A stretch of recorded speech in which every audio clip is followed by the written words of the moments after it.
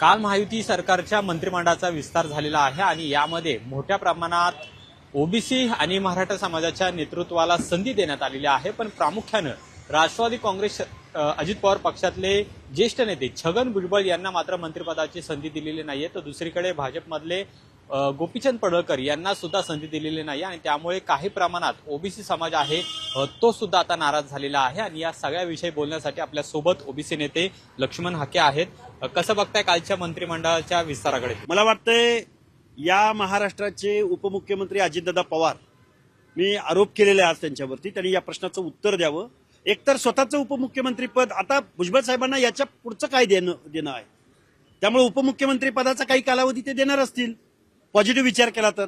आणि निगेटिव्ह विचार केला तर कधी काळी छगनराव भुजबळामुळे अजितदादांना उपमुख्यमंत्रीपद मिळालेलं नव्हतं आणि मग त्याचा राग म्हणून भुजबळ साहेबांवरती अजितदादा पवार अशा पद्धतीनं वागतायत का त्यांच्याबरोबर?